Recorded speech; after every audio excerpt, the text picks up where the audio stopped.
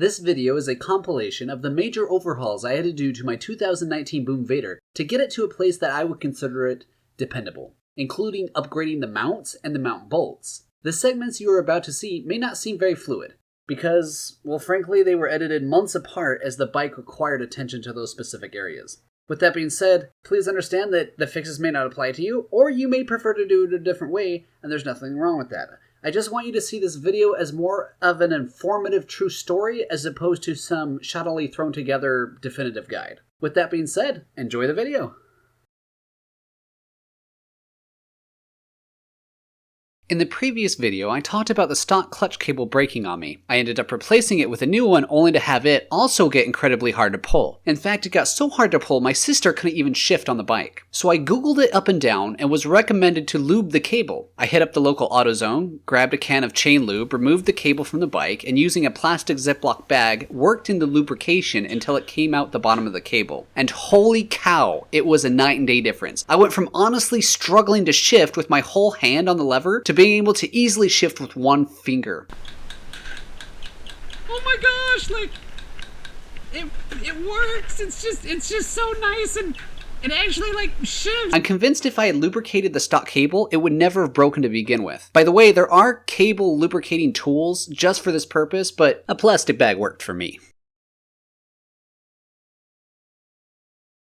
One night, as I was riding, a guy in a Tesla waved me down and let me know that my backlight was out. I took off the seat to access the back of the light, disconnected the wires, which were conveniently color-coded, and with a 10mm socket and screwdriver, removed the small light assembly from the bike. Inside of the assembly, I discovered the back of the main circuit board had been worn by the assembly mounts which were resting on top of it. The resulting wear disconnected 3 LEDs and one of the power wires. With a soldering iron, I was able to quickly fix the broken board, and after testing to confirm the fix, squirted a bunch of hot glue on the back of the circuit to protect it from future problems. Then I just cleaned it up and put it back on the bike.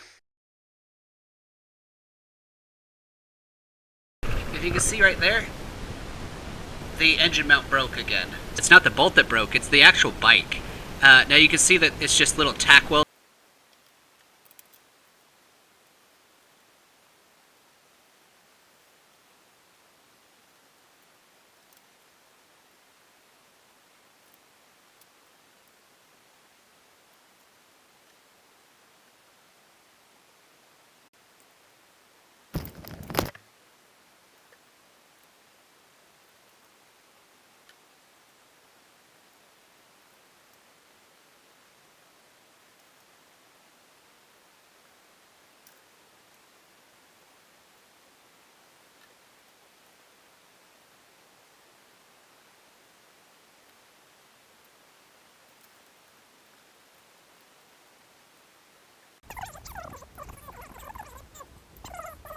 Iffy, so I'm not gonna worry. List.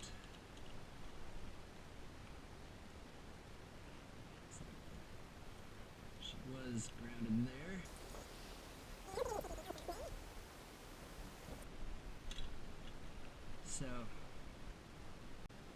So this one right here goes from the air filter to the engine. It cools. Disconnect the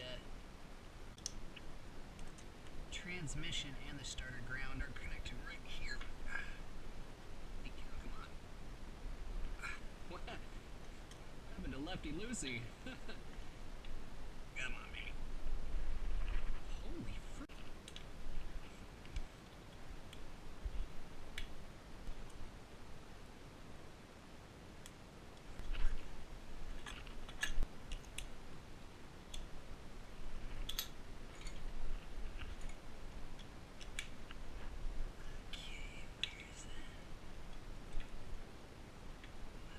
See. Okay.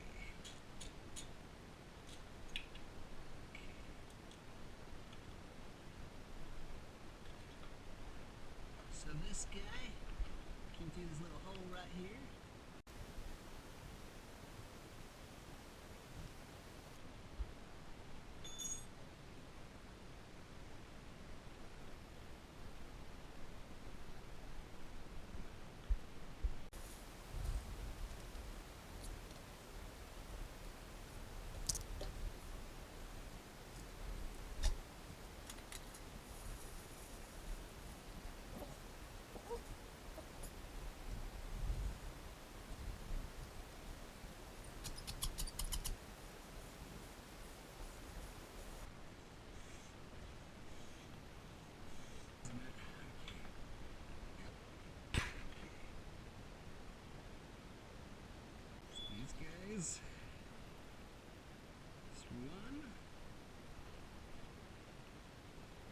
two. Some holding her in. There's that rubber. Oh. Guess when you tip her over, she had a little bit more in her.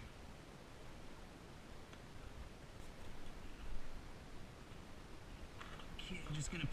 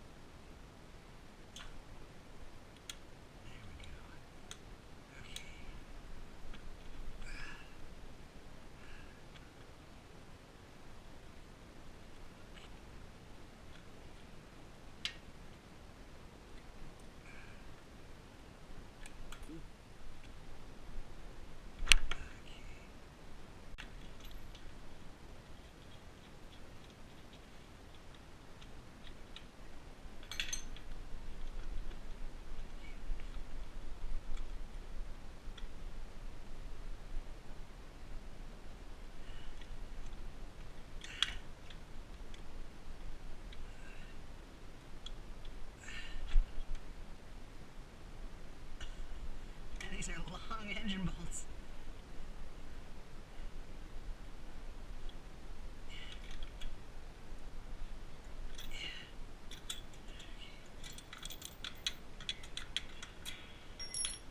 Okay, let's. Oh, my Mac. Okay.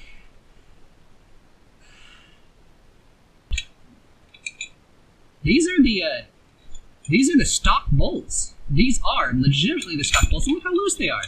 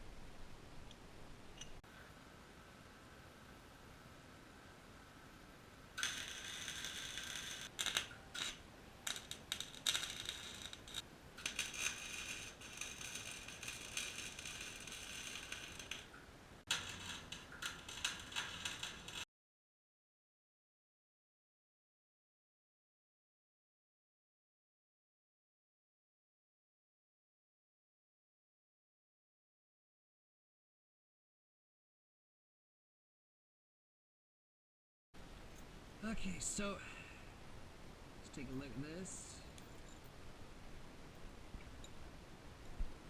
So this inside, this one fits, but then this outside, see how loose it is?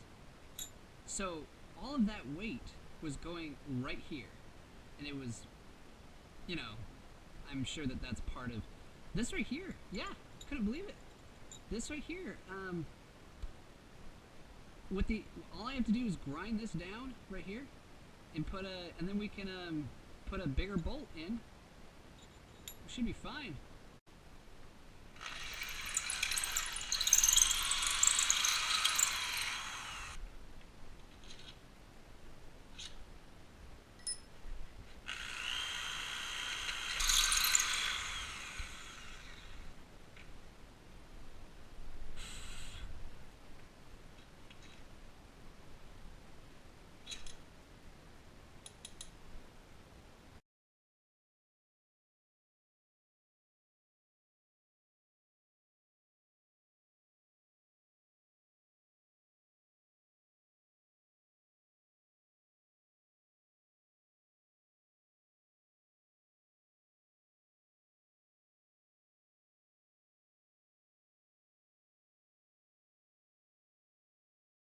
I haven't heard too many people complain about the gas tank leaking, but it's been one of the more persistent problems on my bike, enough for me to merit it a failure point. You see, the tabs that hold the fairings on the gas tank were only fused by a small spot weld on one side, meaning all that weight was being transferred to a small point on a thin wall of a gas tank. These ends.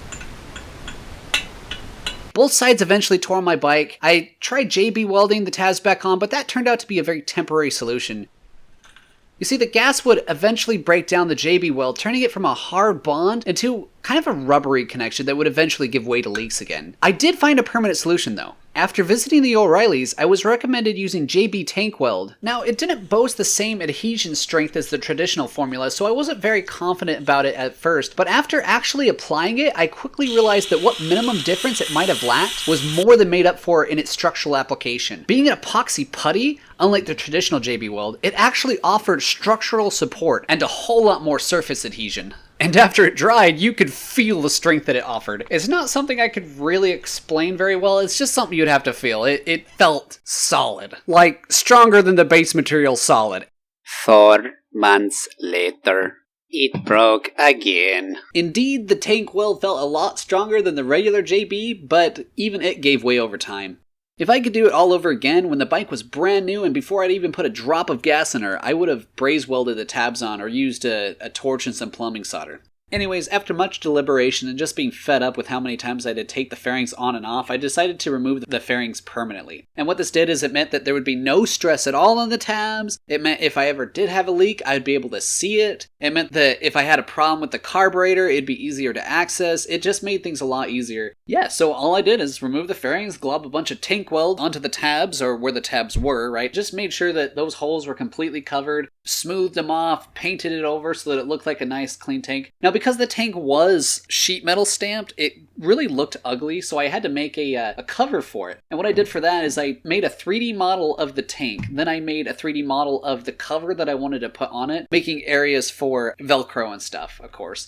And then I exported the UV textures of that model, then I imported those UV textures into Inkscape and created a basic vector graphic model of the template that I wanted. I used a custom metric font and measured the curve around the template and compared it with real-world measurements that I got with the tape measure. The next step was to just print that template out in actual size, glue it or tape it together, cut it out so that I had a real-world template, and then with $10 worth of fake fur that I got from Joann's, just marked it up, cut it out, sewed it together, and boom, I had a working motorcycle tank cover. It definitely dramatically changes the look of the bike, and I know that a lot of people love, and it's even me, like I really like the look of the fairings, but if it's too much of a headache for you and you also want the template for it, I'm going to try and link the template that I made in the video description below, so I hope somebody finds use of that. This is the 5th time that this exhaust has broken. Let me show you real quick.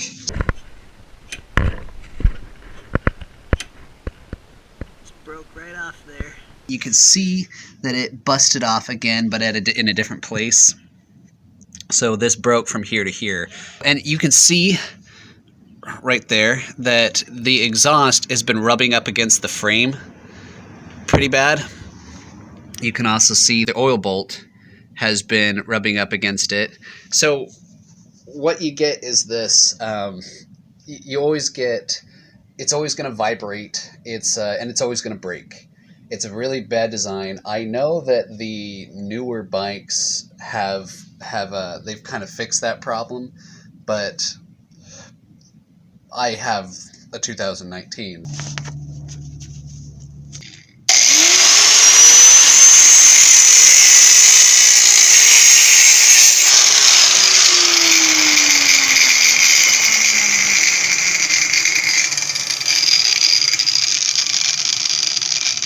But it does kind of rest really nice right there. I am going to cut this guy about right there. Weld it on here, right there.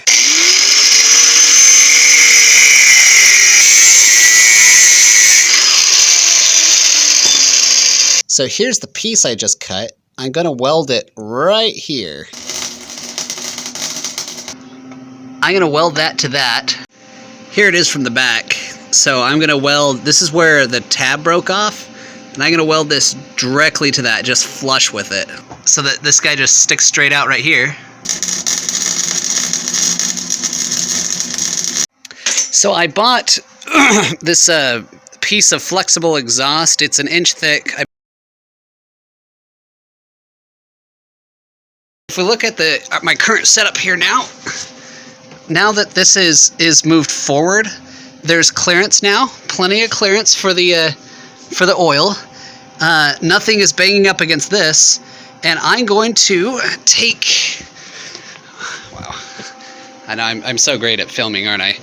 The pipe right here attached to my exhaust, and I'm going to snake it through there and hook her up in a second.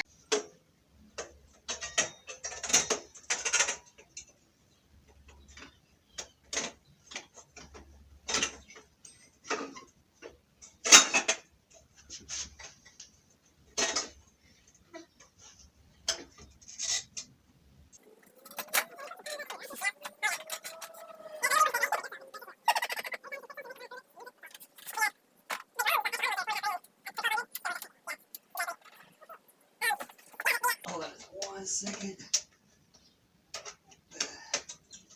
Okay, it's been a year of testing this, and it has definitely proven itself. So we got the exhaust coming out here. We still have plenty of room for that oil bolt right there. So exhaust isn't bumping up against the oil bolt. Still holding on here nice and good. I probably didn't show you this yet, but I just crimped these on, and this is held perfectly. It's not rubbing up against the frame. Yeah, and this flexible tube has made this a whole lot easier. Everything easier. So it was a perfect fix.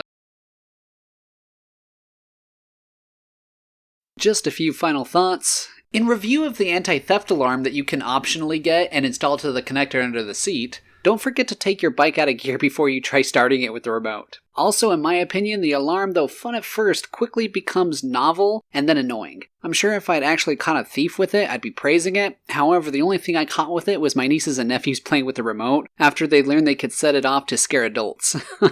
Next thing, don't forget to change the carburetor out. You can't replace the stock carburetor gasket when it leaks, and the bike performs way better with a properly jetted quality carb.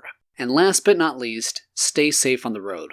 Guys, wear the proper gear and be careful when on wet roads and riding at night. With that being said, thanks for watching the video. I hope you enjoyed it, and if you know anyone that could use it, share it with them, and if it helped you, leave a comment below. Anyways, have a good day, and keep on riding.